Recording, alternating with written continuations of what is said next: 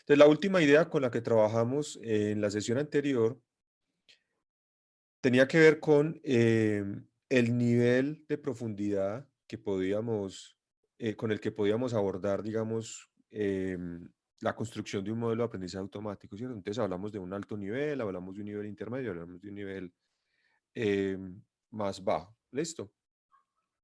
Vamos a trabajar hoy sobre el primer modelo de aprendizaje automático y lo vamos a mirar y lo vamos a analizar desde esas mismas tres perspectivas, ¿cierto? Desde una perspectiva de alto nivel, una perspectiva de un nivel intermedio y una perspectiva de un nivel más bajo. ¿Listo? Entonces, el primer modelo de aprendizaje automático que vamos a trabajar es la regresión múltiple.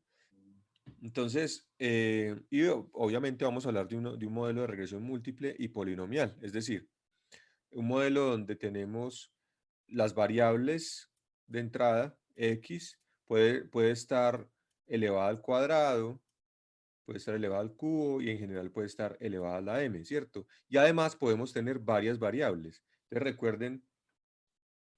recuerden que cuando yo tengo, por ejemplo, un modelo de varias variables, yo tengo me refiero a una regresión, perdón, yo voy a tener algo como esto.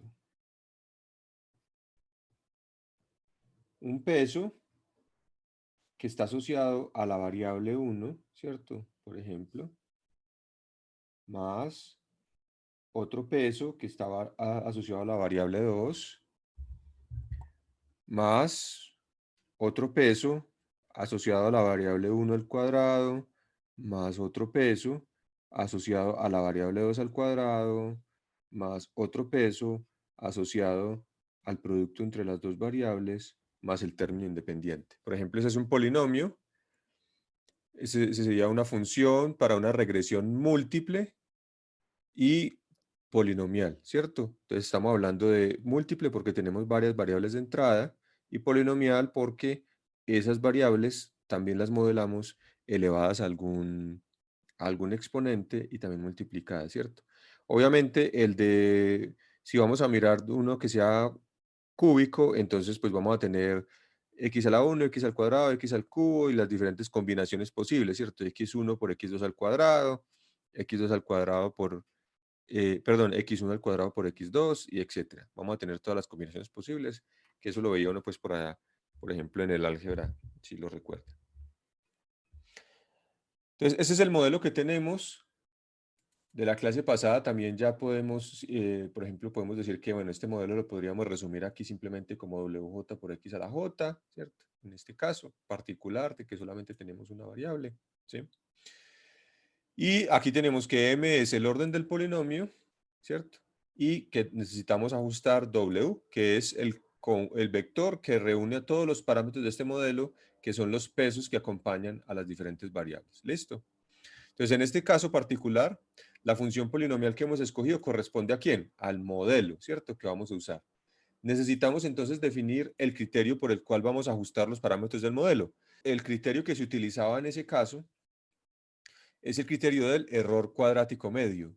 Pero entonces uno lo que quiere con una regresión es encontrar una función, en este caso una función de la variable d, que me explique a t y que represente ese conjunto de muestras que hay, ¿cierto? Entonces lo que uno espera es obtener, digamos, esta función.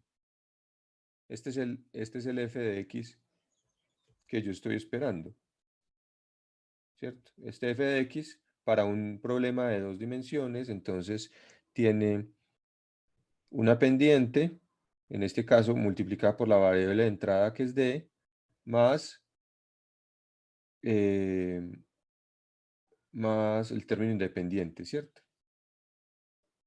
Que normalmente es b. Entonces, esto es lo que yo quiero. Ahora, yo puedo tener muchísimas funciones aquí. Yo puedo tener otra función como esta, ¿cierto? Pero el asunto es, esa función me explica a mí los datos o me explican a mí mejor las muestras que estoy observando la función azul. No, me explica mejor la función azul, ¿cierto? ¿Por qué? Porque cuando uno compara, digamos, vamos a tomar este punto, ¿cierto? Este es el punto que tenía un valor de distancia, y cuyo valor real de tiempo es este. ¿Cierto? Ahora, una vez construido el modelo, este f de x, si el modelo es el azul, entonces yo voy a mirar si yo a este modelo azul le pongo en el valor de x, que en últimas es, aquí no debería ser x, sino que debería ser d, teniendo en cuenta que d es la variable de entrada, para que lo dejemos así. Entonces, si a mí me ingresa este valor de d a este modelo, ¿qué es lo que el modelo me va a entregar? Lo que el modelo me va a entregar es esto, El tiempo. ¿cierto? Entonces, este es el t estimado que el modelo me va a devolver. ¿Sí? Entonces, ¿qué es lo que yo quiero? Lo que yo quiero es que en la medida de lo posible, la diferencia que hay entre el valor real y el valor estimado por el modelo sea ¿qué? Que sea lo más aproximado Está posible. cero. Que sea exactamente, que sea cero, que esa diferencia sea lo más pequeña posible, ¿cierto? Si yo cojo el modelo que está en la línea naranja, entonces, ¿qué va a pasar? Pues que lo que me va a entregar ese modelo para ese mismo valor de entrada va a ser esta otra estimación de t, ¿cierto? Que está mucho más alejada del valor real que la otra. Entonces, lo que yo quiero es que, obviamente, aquí estoy evaluando solo un punto, lo que yo quiero es que en promedio, para todos los puntos que tengo allí, que son muestras de entrenamiento, que para todos en promedio esa diferencia sea lo más pequeña posible, ¿cierto? Entonces llegamos a nuestro criterio, que nuestro criterio es, en este caso, una medición del error, ¿cierto? Entonces lo voy a poner en función de W. ¿Quiénes son W? Los W van a ser los pesos en general, que aquí hemos llamado M y B, simplemente para recordar que era la función de que utilizábamos en su momento, pero que de manera genérica este sería W0, W1 y este sería W0, ¿sí? Entonces, ese criterio, como es un promedio, entonces recuerden que N mayúscula es normalmente el número de muestras, ¿cierto? Es el tamaño del conjunto de entrenamiento, es el número de muestras. Entonces, usualmente utilizamos esa nomenclatura. La sumatoria desde I igual a 1 hasta N de la diferencia entre lo que me dio el modelo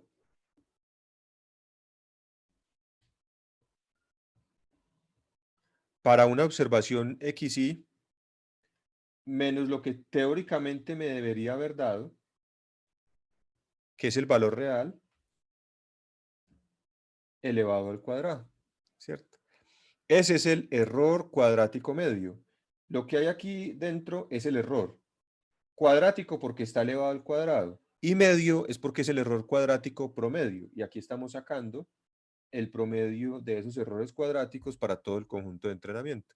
Listo. Entonces el error cuadrático medio, aquí van a ver que aparece un 2 aquí abajo y ahorita más adelante vamos a analizar que eso no...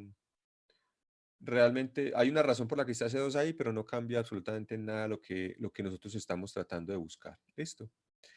Entonces, supongamos que esto es...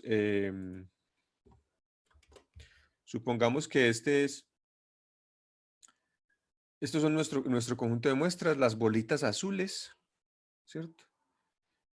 Y la línea roja, la línea negra, perdón, es la función que yo estoy tratando, que yo estoy estimando. Entonces, yo puedo,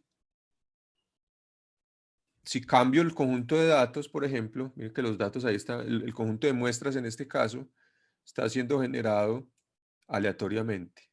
Listo.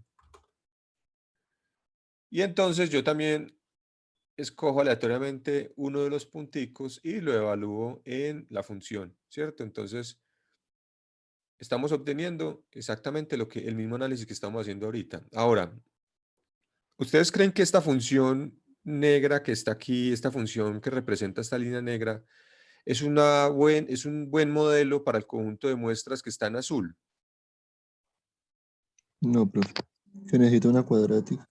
que necesita un modelo Un cuadrático, polinomio de porque... grado 2. Ajá, Exacto. exactamente. Listo, muy bien. Entonces, hay dos elementos, ¿cierto? Entonces, lo primero es que si escogemos un mal modelo, una mala plantilla de modelo, el modelo puede no ser capaz de ajustarse a los datos, ¿cierto? En este caso, también entonces lo que estamos viendo es que el parámetro que hemos decidido llamar grado del polinomio es lo que vamos a llamar un hiperparámetro del modelo. ¿Se acuerdan que en la sesión pasada yo les hablé? Parámetros, hiperparámetros. Entonces, los parámetros del modelo son los pesos del polinomio, en este caso, que son los que vamos a lograr obtener a partir del algoritmo de entrenamiento. Pero el grado del polinomio, que es un hiperparámetro del modelo, vamos a tener nosotros que seleccionarlo, digamos, manualmente, o no manualmente, pero vamos a tener que utilizar alguna metodología para eh, evaluar diferentes valores de ese hiperparámetro y lograr que la plantilla de modelo que estamos escogiendo se ajuste mejor a los datos. ¿Listo? Bueno, entonces vamos a cambiar de ejemplo. Vamos a seguir en la regresión, pero vamos a cambiar de ejemplo solamente para que veamos algo. Que ese problema de regresión, aquí estamos hablando de una sola variable x, y esta es la salida t, pero puede perfectamente también tener dos variables de entrada. Podemos tener x1 y x2, y la variable de salida ser esta, ¿cierto? Si tenemos un problema de regresión múltiple como este, donde el polinomio es de grado 1, lo que tendremos es un plano como este. Pero si tendremos un polinomio de grado 2, entonces vamos a ver aquí una hiperparábola. Vamos a empezar a llamarlo de esa manera, ¿cierto?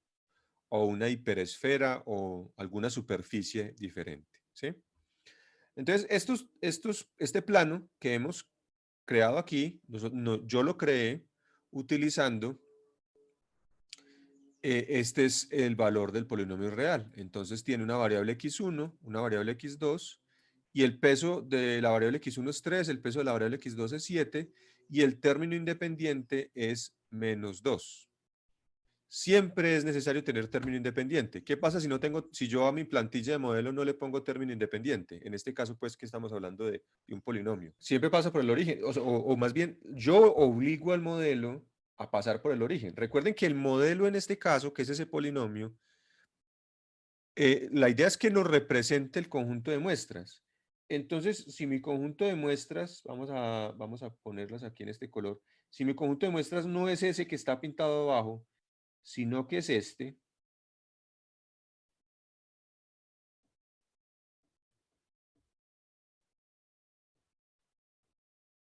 y yo no le pongo término independiente a mi modelo, ¿qué va a pasar? Que lo único que va a poder hacer el pobre es esto. Mire que un modelo lineal en este caso puede ser un buen modelo, ¿cierto? Porque pues uno ve, bueno, este conjunto de muestras parece que tienen un comportamiento lineal, entonces a través de una función lineal yo lo voy a poder representar, pero si no le pongo término independiente, termina esa función lineal obligada a pasar por el origen y ahí se fue todo al traste. ¿Listo? Bueno, entonces aquí está el término independiente. Normalmente, cuando nosotros estamos trabajando con datos reales, esos datos tienen ruido, ¿cierto?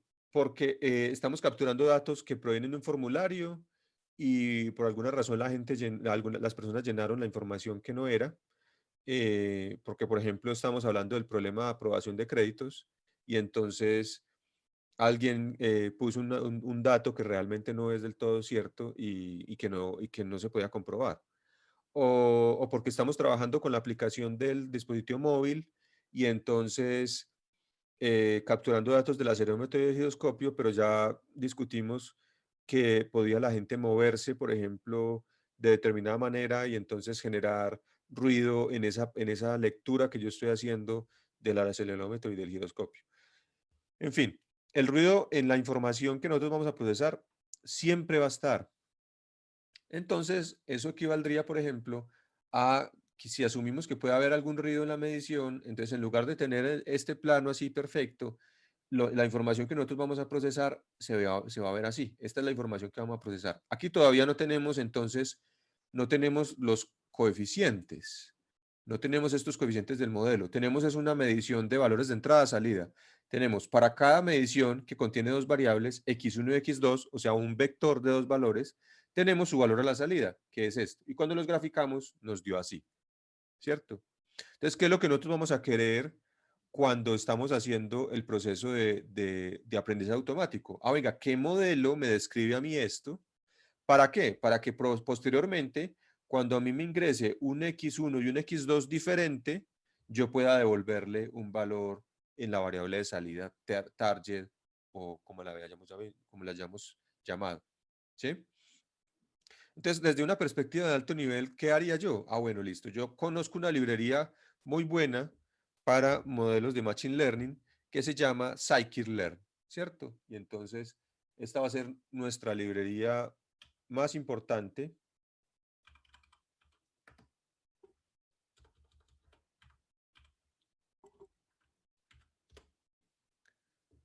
Esta va a ser nuestra librería más importante durante todo el curso. Y entonces aquí vamos a ver que tiene para resolver problemas de clasificación, que ya sabemos que son un tipo de problemas supervisados. Tiene para resolver problemas de regresión, que ya sabemos que es el otro tipo de problemas supervisados. Tiene para resolver problemas de clustering, que es el problema no supervisado más común, aunque no es el único, hay varios. Tenemos para resolver reducción de dimensionalidad, que ya vamos a ver más adelante qué significa esto. Herramientas para seleccionar mi mejor modelo, preprocesamiento de información, etc. Entonces yo conozco esto y yo sé que dentro de esta librería yo voy a tener, el modelo de regresión lineal. Entonces, allá está, modelo de regresión lineal. Entonces yo instancio el modelo, instancio el modelo, creo una instancia del modelo y yo sé que el método para ajustar es para llevar a cabo el entrenamiento del modelo, que significa que encontrar los parámetros del modelo, o sea, los pesos W, es simplemente el método fit. Entonces yo instancio y llamo de una vez al método fit. ¿Y qué le entrego a ese método? Usualmente le entrego entonces, en cualquier problema supervisado, le entrego el conjunto de variables de entrada y la variable de salida. ¿Se acuerdan que la clase pasada hablamos? Normalmente vamos a tener o vamos a representar nuestros datos de la siguiente manera. X, que va a ser una matriz que contiene cada una de las muestras. Entonces, esto es una matriz de N por D, ¿cierto? Entonces, aquí tenemos a X1 y a X2 para el problema que estamos analizando en el ejemplo. Y tenemos Y o T, como sea que lo llamemos, donde está la salida para cada uno de esos valores. Es decir, para este valor yo voy a tener un Y1. Este X1 y este X2 son simplemente la variable 1 y la variable 2 de la muestra 1. Entonces, para diferenciarlos mejor, vamos a llamarlos X11 y X12. ¿Listo? La variable 1 y la variable 2 de la muestra 1. Y la salida para esa muestra es esta. Por aquí tendremos X 30,1, X 30,2 y tendrá como salida Y30, ¿cierto? Recuerden que estamos hablando supervisado y por eso tenemos la información a la salida, que nos va a permitir supervisar ese entrenamiento del modelo. En este caso, ¿cuántas muestras tendremos?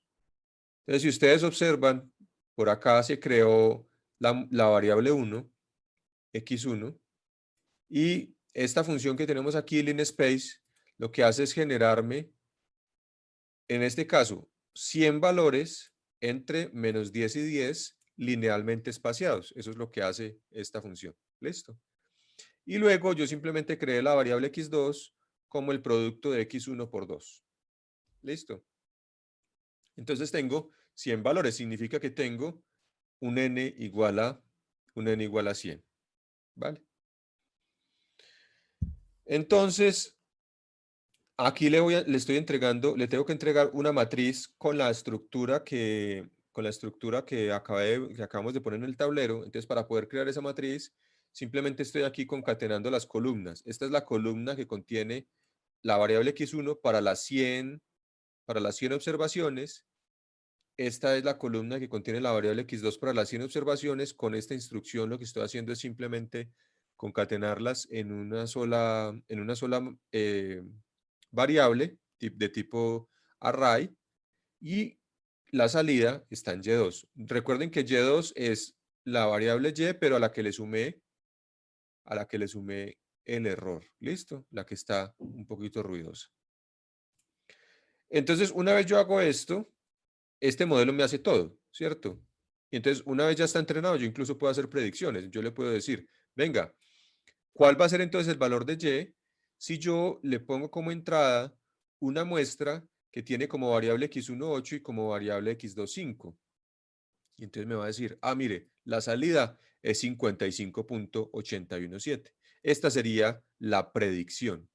¿Listo? ¿Por qué hablamos de predicción? Porque es un valor que no estaba incluido dentro del conjunto de entrenamiento, y el modelo lo que me está diciendo es qué va a pasar en ese lugar. ¿Listo? ¿Qué va a pasar en ese punto de este espacio?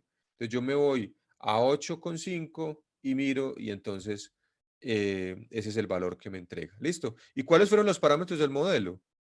Mire, lo que esta regresión lineal fue capaz de encontrar es reccoef y rec-intercept. Este es el término independiente, ¿cierto? El intercepto. Y estos son los coeficientes del modelo. Si ponemos aquí y en lugar de poner y2, es muy posible que los valores de los coeficientes que encuentra el modelo sean exactamente los mismos que los originales. ¿Sí?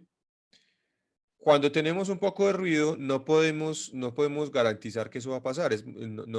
Digamos, el modelo no necesariamente llega allá, pero aquí vemos, por ejemplo, que los coeficientes que le encontró en este caso fueron 3 y 3.03, 7.02.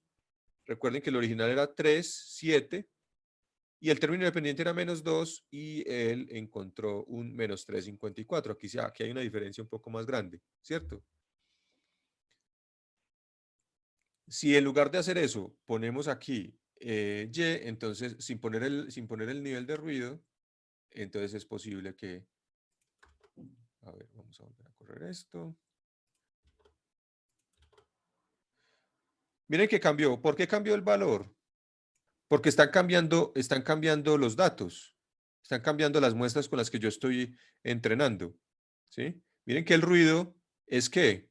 Es una variable aleatoria. Así Cada es vez un que yo aleatorio. corra esto, estoy obteniendo valores diferentes. Puede que ustedes lo observen la gráfica muy parecida, pero los valores son diferentes.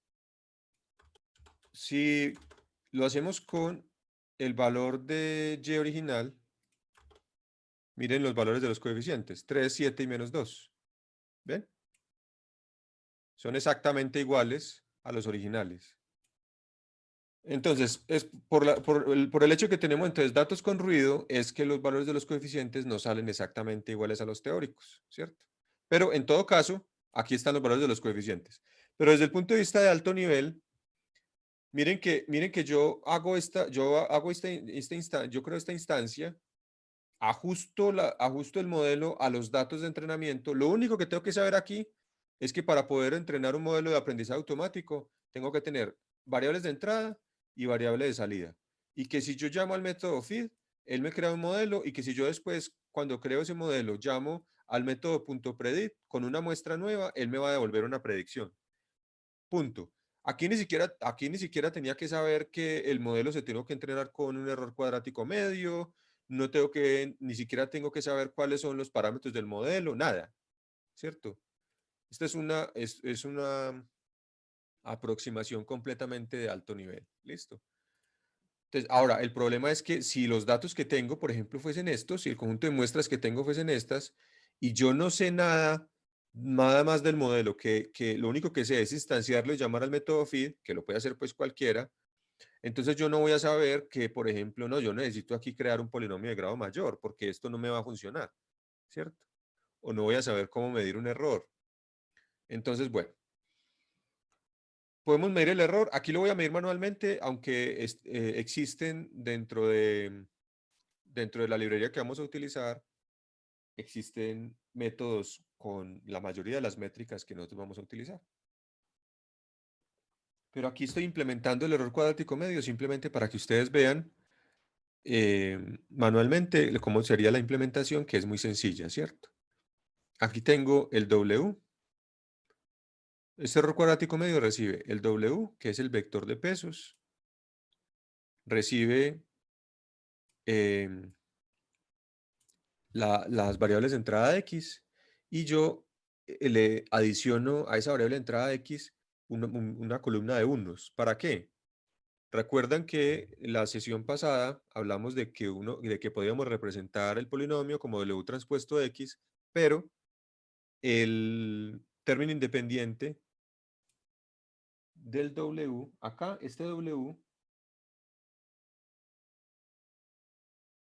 ese W contiene a W1, a W2 y al término independiente.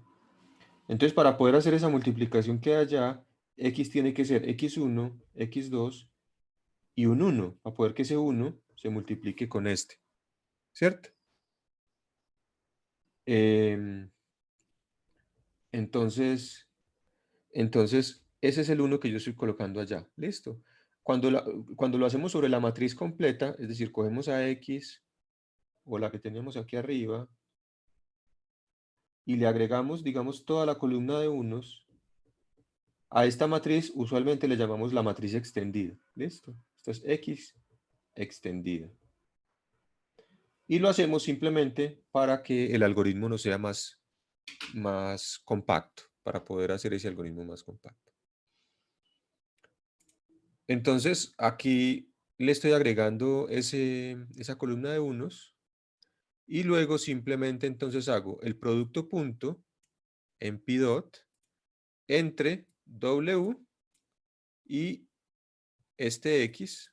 Aquí está X transpuesto, simplemente porque, recuerden nuevamente también de la clase pasada, yo les dije, en la mayoría de los textos ustedes van a encontrar esto así, porque se asume que los vectores son vectores columna. Entonces, si W es un vector columna, y X también, para poder hacer ese producto yo tengo que transponer a X para que me quede así, y ahí sí lo voy a poder multiplicar con X, que es un vector columna, ¿cierto? En la práctica, ¿qué es lo que pasa?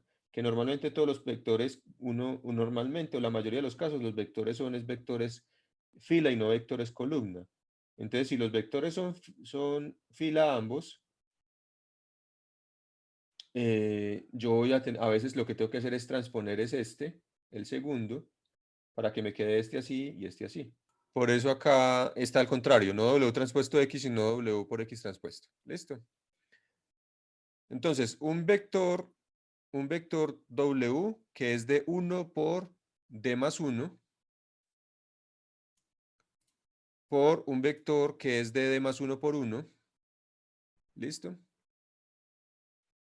Ah, bueno, no es de D más 1 por 1, es de D más 1 por N, ¿cierto? Porque puedo tener, lo que tengo ahí es todas las muestras, tengo toda la matriz. ¿Sí? Voy a volver al tablero para que esto quede claro. X, nuevamente, es de N, bueno, X extendida es de N por D más 1, ¿cierto? O sea, D variables más el término independiente, ¿sí? Si yo hago W por X transpuesto, entonces el W era de 1 por D más 1, lo estoy multiplicando por D más 1 por N, porque X está transpuesta, esta es XE, entonces la transpuesta me queda de D más 1 por N, me da un resultado que es de 1 por N, ¿sí? O sea, la predicción para cada una de las N muestras, la predicción. Si yo la quiero comparar con los valores reales, porque lo que estoy haciendo ahí en ese momento es el cálculo del error, y resulta que Y es un vector columna. Y es un vector columna. Entonces, para poder compararlo, ¿qué me toca hacer? Hay que transponer esto para que me quede entonces así. Y ahí sí lo puedo comparar con Y. Este es el Y o el T teórico y este es el Y estimado por el modelo. Entonces ahora ya, si resto esto, me queda una resta elemento a elemento. y le saco la media, entonces ahí tengo el error cuadrático medio. Entonces, bueno, me faltó elevarlo al cuadrado, qué pena. Entonces aquí está, la resta, lo transpongo nuevamente ese resultado, lo resto elemento a elemento, lo elevo al cuadrado y le saco la media en pi min. Listo. Y ahí tienen el error cuadrático medio. Entonces, aquí estamos viendo, bueno, error cuadrático medio, le paso los W. ¿Quiénes son los W? Los pesos. Entonces los pesos son rec coef y rec intercept, ¿cierto? Le paso una muestra X y le paso el valor a la salida teórico. En este caso, son las mismas muestras con las que lo entrené. ¿Sí? Son las mismas muestras con las que lo entrené. Entonces me dice que el error cuadrático medio para el conjunto de muestras con las que lo entrené fue 32.84. Listo. Bueno, de hecho tengo que volver a correr esto porque cambió, ¿cierto? Entonces en este caso es 37.57.